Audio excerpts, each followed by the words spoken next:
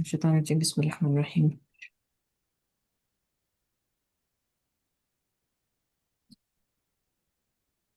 Okay, let's start. Do we have any children in the audience? So I know what to keep my tone. No children? Probably not. Okay, all right. So then I'm addressing to the parents. Okay, inshallah.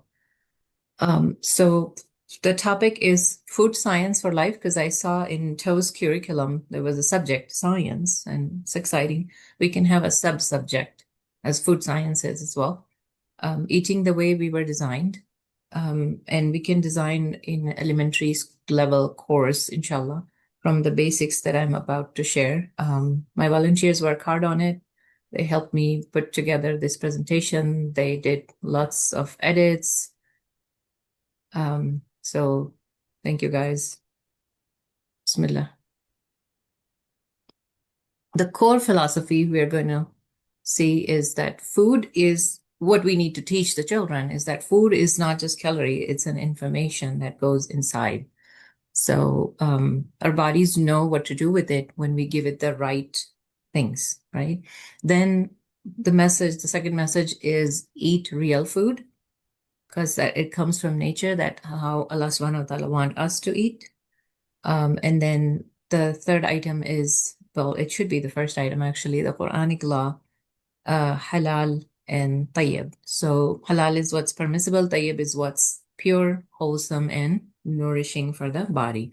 So keeping in mind what we talked about in the previous lecture, if you remember, halal, not all halal is tayyab, because a bag of chips is halal, but is it tayyab? Not really.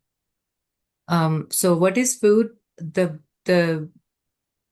basic idea is it's energy, building blocks, and protection. And again, this is a few slides are designed for kids to understand just the basics, okay? So body is like a house and food is all the other systems and furniture and electricity and security system and building blocks of the house. Then we can introduce macro and micro. I mean, we all know as adults, so I'm going to skim through it quickly. Protein, fats,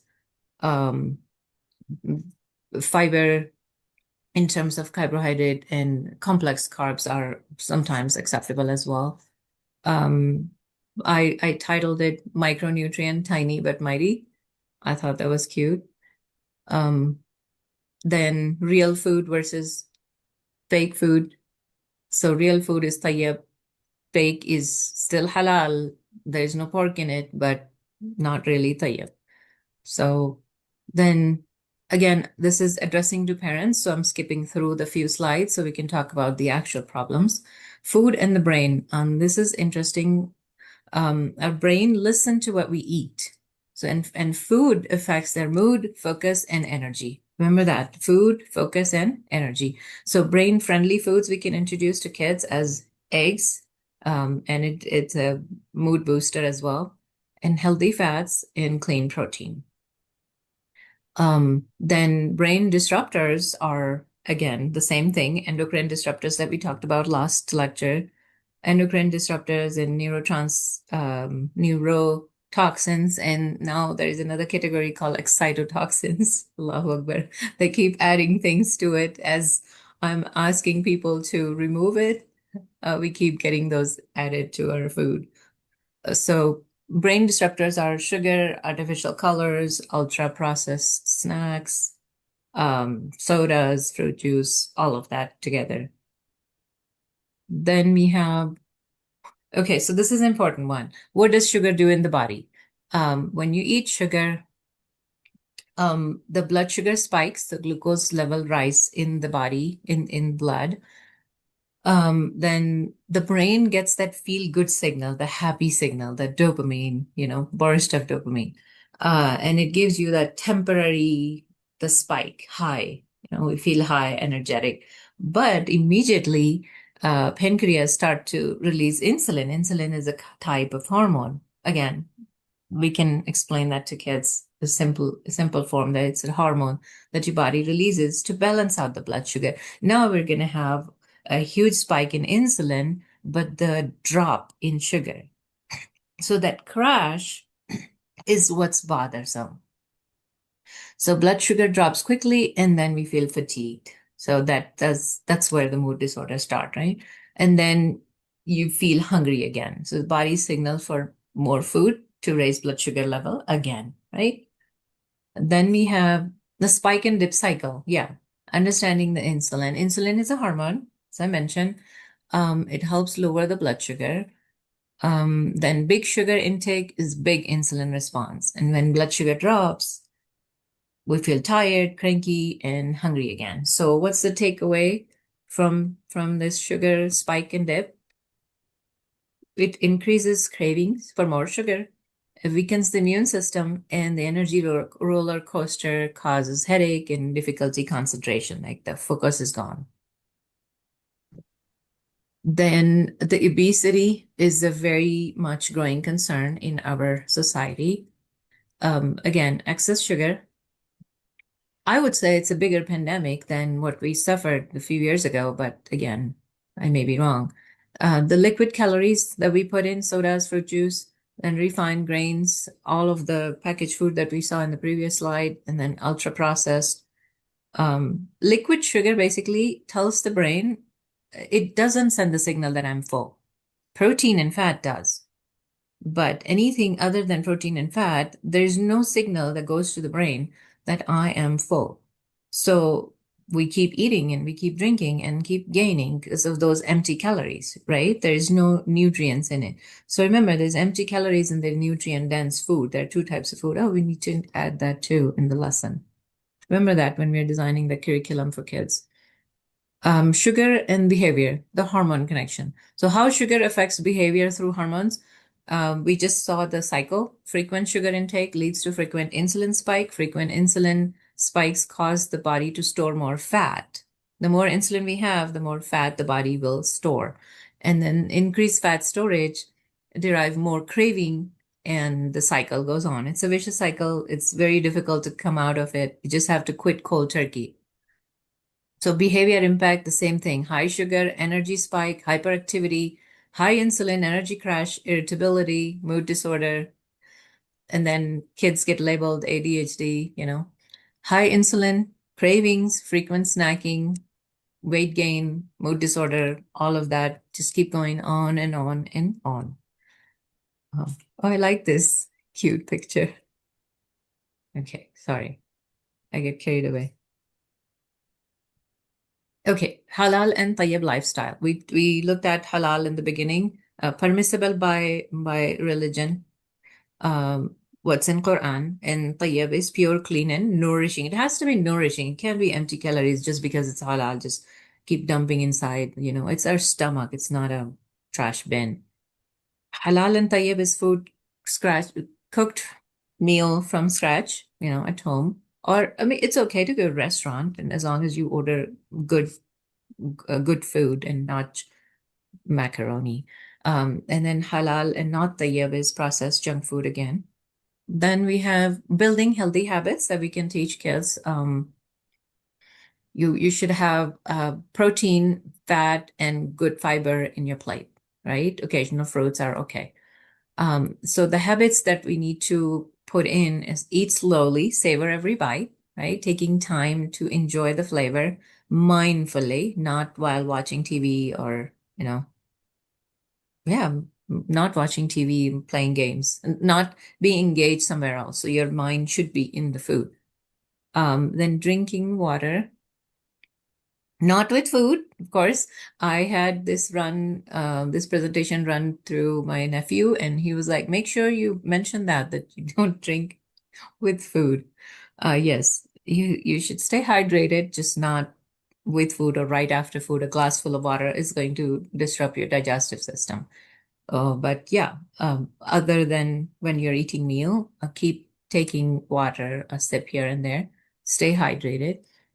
Stop when you're full. So when you're enjoying the flavor, savoring every bite, your mind, your stomach will send the signal to the mind that I'm full. So then stop, right? And then again, shukr. Alhamdulillah, be grateful for what we have. These habits work together to regulate hormones like insulin, cortisol. Cortisol is the stress hormone, and which directly impact child's mood, focus, energy, behavior, and all of it throughout the day, actually, throughout life. Then we have let's dive into the illnesses that we always see. And most of the time, we as parents think that they're making excuses to not go to school or to not do things. But I would say 60% of the time it's true. They're really getting headache and they really have tummy aches. So let's see, frequent cold, always runny nose. Most kids that cry all the time, they have this. There are multiple reasons for runny noses. Some of the dangerous ones we'll address in the end, like mold and mycotoxins.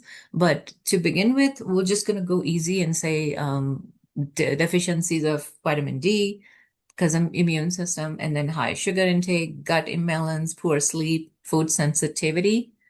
Most of the time, I would say 85, 90% of the time when we just increase D3 and start to give them some electrolyte, not Pedialyte, that's too much sugar, and reduce sugar or at least eliminate sugar out of their lives, take out the processed grain and dairy for a while. Um, Kids start to feel better. Actually, they want to go to school. They are not, most kids are not making excuses.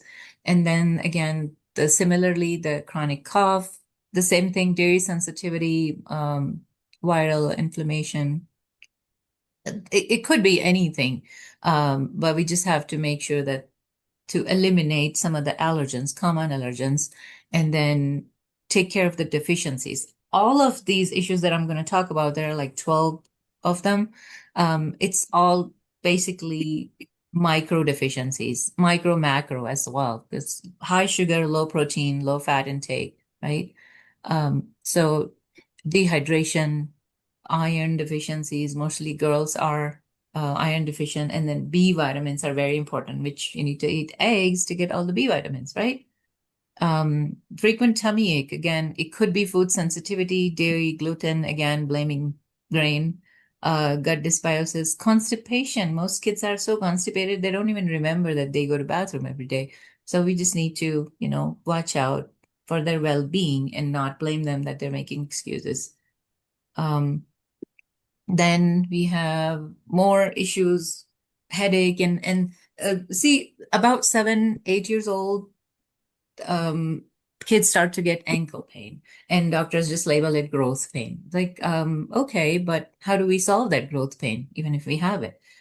So that is usually um, low vitamin D. So D deficiency and then mineral deficiency, magnesium. So fine powder magnesium, put it in water once a day. That should be good enough. It's going to help them sleep better and um, yeah, reduce sugar and process and everything. Just kids, I have kids patients, and they are very understanding about once you tell them that this is what's causing them tummy ache or this is what's causing them their ankles, they take it to heart, and then they feel better, and then they go out and talk about it to their sports team, like their basketball or baseball, whatever they're playing, which is amazing because little kids like 10, 12 years old are spreading good message. It's amazing, alhamdulillah. And then again, poor sleep, same thing, low minerals, too much screen exposure, not skin, sorry. So we can suggest same, everything is the same. The deficiencies of micro and sometimes macro when we don't build their habits of eating meat. They just live on sugar. Most kids live on fruits only. Like, no, that's not gonna build your muscles, or that your bones don't need fruits. So we just need to watch what they eat, have a balanced diet. It's okay to have ice creams here and there as a reward.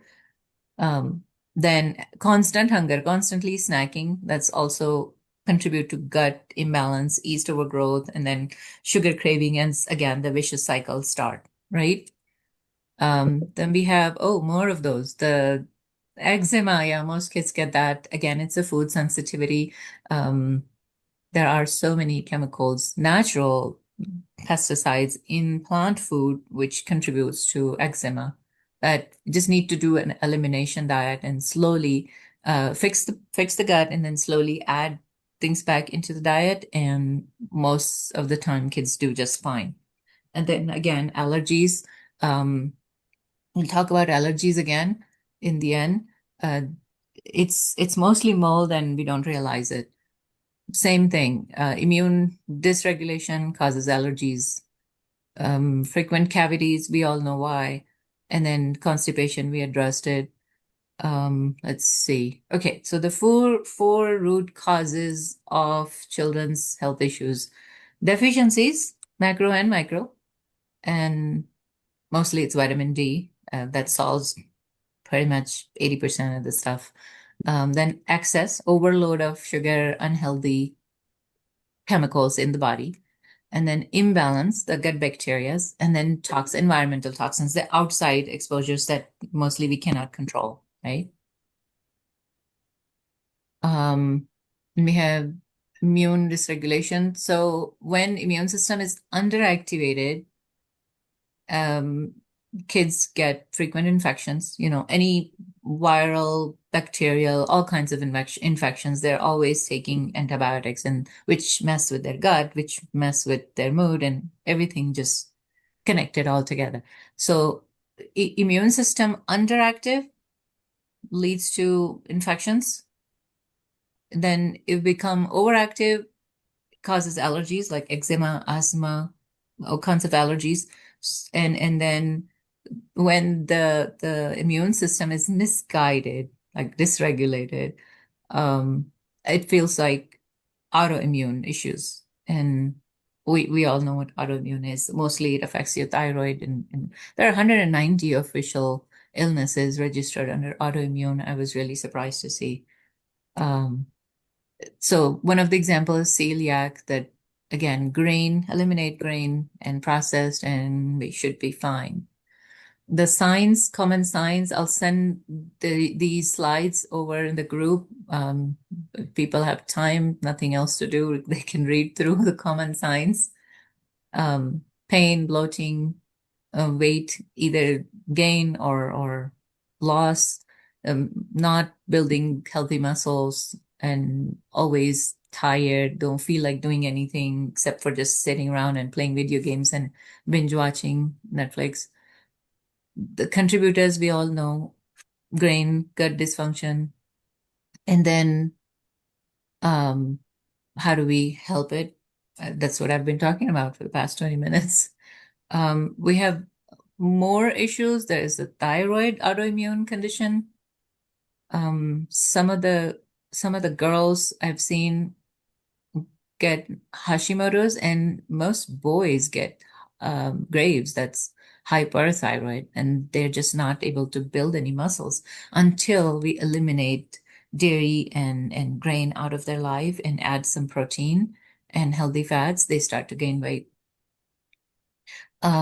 It's really easy to treat the body before you turn 25 years old. I have patients over 25, they're having a hard time gaining. They still do gain, but it takes a longer time and more effort. So we have kids, 5, 6, whatever age, it's just save their muscles, really. Feed them good protein and good fats. Then again, the same allergy stuff, and then idiopathic arthritis, sorry. I have a few people I know, the doctors just can't figure out what's going on. They're negative in celiac. They have all the reports are just absolutely clean, as good as mine, but they keep having swollen ankles, and they don't know why their knees hurt, and they can't play sports when they want to play sports. And the moment we eliminate and well, upgrade their diet, they start to play sport, and join the swim team, and alhamdulillah, beautiful results I have. Um, too many issues. Dust mites. Again, it's a gut issue. We need to fix the gut, fix the diet. The immune system of an allergy-prone child isn't necessarily weak, it's over-triggered. So allergy is basically overactive immune system. It could be overexposure, and then poor gut, then nutrient depleted nutrients are that micro deficiencies, and then stress, work, sorry, not work, but school stress, assignments due, and then not sleeping on time and not getting good deep sleep in the night because they had too much sugar after dinner, right? So our goal is to not suppress the immune system with Allegra. That's Allegra name is missing here, but to help it respond appropriately to the world around us, fostering resilience rather than reaction. Cool. Then key immune pattern in children is, yeah, we talked about it. Infection, underactive, allergy, overactive, autoimmune, haywired. Then we go into some of the serious stuff and addressing to parents.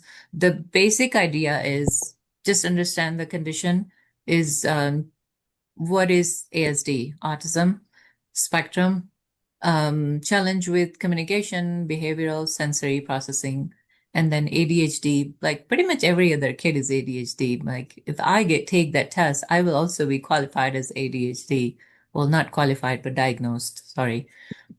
Functional medicine perspective, again, everything that we talked about, gut imbalance, food sensitivity, micro and macro deficiencies, environmental toxic exposure, like moisturizers and mostly room freshener sprays. Those are the worst endocrine disruptors ever. Blood sugar dysregulation, spikes and dips, and then chronic inflammation because of high sugar and not um, enough substance to fight through, right? Common symptoms, parent notice, yeah, mood swing, focus, sleep, digestion, constipation, diarrhea, all of that. Um, so again, this is just a simpler version of autism and ADHD that I'm giving you. We'll go into deep if everyone agrees. If not, I'll just send the slides over. So basically, it triggers that make symptoms worse. Sugar, ultra processed food dyes, any of the sprays, any of the chemicals, basically chemical exposure, and then nourishment, protein, healthy fats, and good fiber with good macros, micronutrient. And then support gut health, bone broth, nothing better than bone broth in the world for gut. Eat whole foods and probiotics as needed, get it diagnosed, get some tests done. And then blood sugar regulated, balance blood sugar, yeah, regulated. Make sure to have protein and fat in every meal. It's okay to have some carbs if if you don't have autoimmune, if you don't have any of these allergies, so have balanced diet. You can have 1/3 protein, 1/4 protein, 2/3 of fiber vegetables, and then 1/4 starch. That's the ideal plate. And perhaps perhaps nutrients from food is not enough. Sorry, I'm talking about the last section, key nutrient supplements. Most of the time, it's not enough that the nutrients that we get from food, so we need to supplement it. Minerals and vitamin D, really, really heavy dose. Talk to me if you need more information. Zinc, omega-3, the cod liver oil mostly, and B vitamins, and especially choline. Then we have, this is like the 13-step process or to understand what it is. So give me a few shout out, like go with it or don't. Because I'm explaining it into some depth, like gut-brain axis, what is it? What systems it's affecting, gut, immune, and there's the detoxification process is affected too with the autism. So we have multiple things to address. It's a bit scientific. Yes, no? Yeah, go ahead, Safiya. Go ahead. Okay. So yeah. go like really going through with the 500-mile speed. So basically, deeper version is that this is complex neurodevelopmental condition. It's not a simple behavioral issue, right? Um, and there are multiple causes for it too. Yes, we can blame the genes, but genes is like loaded gun, and we've always heard that. But the environment pulls the trigger. So if I tie a loaded gun to your neck, what are you going to do? Of course, you're going to spend the rest of your life making sure the trigger doesn't get pulled. Otherwise, you'll get arrested, not me, right? So we're going to have to take systems, understand the systems. What is it causing? What is causing ASD? So the gut is like all of these systems are messed up basically all together. That's what causing the autism. Gut, immune detox, mitochondrial level, the cellular level, and then nutrient deficiencies. So I will send again these slides. Please read through it. I've done extensive research on it, so I won't read everything. Number 2. Okay, so there's a gut-brain axis. And we all know that their gut talks to the brain 90% of the time, and the brain talks to the gut only 10% of the time. So 90% communication goes from bottom to up, and only 10% goes from brain to the gut. So we need to take care of that 90% of the communication. So dysbiosis, intestinal permeability, that commonly known as leaky gut, we need to take care of that. Again, clean out your diet as much as you can, like for the child who's diagnosed with autism. Microbial metabolites, the bacteria sometimes affects, then the sign of gut. Almost 99% of the time, kids diagnosed with autism spectrum are suffering from all of these gut issues, bloating, constipation, diarrhea, either constipation or diarrhea or both. Most of the time you see both. It just go 1 week here and 1 week there, which is very painful.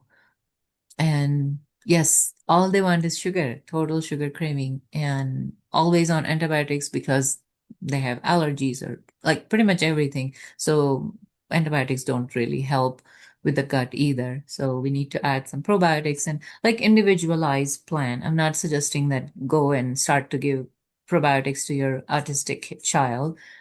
Just giving you what to look forward to and what to talk to your doctor the next wellness checkup for your kid. And then it's a neuroinflammation. Um, it's a minor inflammation which inflate all of these issues. So we need to work on neurotransmitters. Transmitters, yes.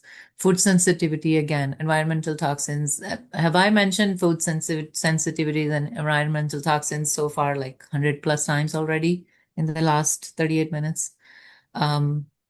So just need to clean out the diet and add nutrients, right?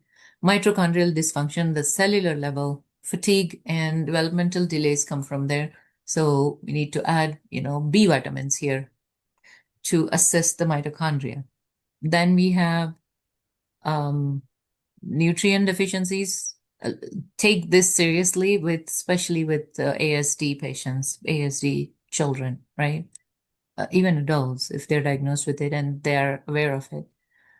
Very important, magnesium, zinc, iron, omega-3, and B vitamins, super important, super important. Then you have detoxification. Let's see what comes up. Yep, detoxification process is usually affected, so we need to make sure that they get detoxification process going. So we need to assist the body's natural detoxification process. Cool. And then again, blood sugar regulation, spikes and dips won't help them. It's going to create more inflammation because they already have micro level inflammation going, neuroinflammation going. Then we have, I think I'm almost done. The impact of food sensitivities. These are the triggers: gluten, dairy, soy, and then all the chemicals in the world, like food additives, color, preservatives, all of it combined. Then you have underlying mechanisms, chronic immune activation, increased gut permeability. We talked about leaky gut, and then neuroinflammation. We just need to make sure to calm these down. Um, then we have, I like the picture. Then we have 5-step plan for anybody, not just ASD kids, but even for us too. Remove, replace, repair, re-inoculate, and rebalance. And if we just take these 5 steps in our lives, even with the normal kids, neurotypical kids as well. So it's going to be really helpful. I'll send these slides. Then step number 12, was that? Let's see. Okay, supplements and testing. So make sure you get some labs done. And this is just the basics. We might need to get more, and I couldn't have listed like 1,500 tests that I would like to see of this child. But basically, we get, complete. The CBC is good, but there is complete metabolic panel, CMP, and anything that we can test that we can supplement, we need to test, right? So really be on top of these micronutrients because it could help tremendously balance out mood and start to make eye contact. I have a child 3 weeks ago. 1 week, he's 7 years old. His mom took the grain out and basically all except for vegetables, she took out all of the carbohydrates from his life. And 1 week, and she said he sits down with a book, subhanallah. And his father came back after a long trip. He was on a work trip. So he said he came back after 6 weeks and he saw that that's not his son. SubhanAllah. I was really like, I was in tears. Like in a week, there's a big difference. And so inshallah, he's going to start to respond to speech therapy and start to talk again. I'm hopeful Allah subhanahu wa ta'ala help him. And so test the labs and then start to supplement. Don't just do it because, I said so. Okay. Test first. Test, don't guess. All right. Oh, we're done. Alhamdulillah. Thank you for your time and attention, whatever you guys provided me. And I'm open for questions. Okay. Jazakallah khairan, Sister Safiya. If you can describe an ideal plate for a kid, maybe around, elementary grade kid. Okay, so make 4 parts of the plate. 1 part protein, 1 part some kind of starch, potato, or whatever their favorite carb would be, some kind of lentils, beans, and 2 parts vegetables. So that's how we do. 1/4 protein, and make sure lots and lots of fat. Butyric acid is the best for kids' growth. So butter, real butter. Okay. And how many times you say? They can have 3 meals a day. Kids are growing, so their bodies need nutrients. Like my life is sedentary. I'm sitting all day from one couch to another. I can go by with 1 meal a day, but kids need 3 meals a day. But just make sure that, past 9 o'clock doesn't make any sense to eat, and especially any treats late night. And constant snacking has to stop. So once you give them good fat and protein, they're not going to snack 15 times. Kids don't love to eat all day. They need some thinking room in their brain to think other things besides food. So when we give them good food that would satiate them, they're not going to ask for food. And they're not going to go looking for a cookie in the cookie jar in the kitchen all day. And so basically we are doing them a favor to not constantly think about food at what can I eat next, because my next crash is coming in 10 minutes. So give them some room in the brain to think and focus on other things besides just food, and just stay engaged in keeping the energy up. Does that help? Yeah. So give some examples for healthy breakfast. Yeah. Eggs. Mhm. Eggs. And if kids are not allergic, they can have some cheese too. Milk might be more so causing problem than cheese. So anytime there's a liquid out of dairy, it's mostly tolerable. So if they can tolerate, cheese is good.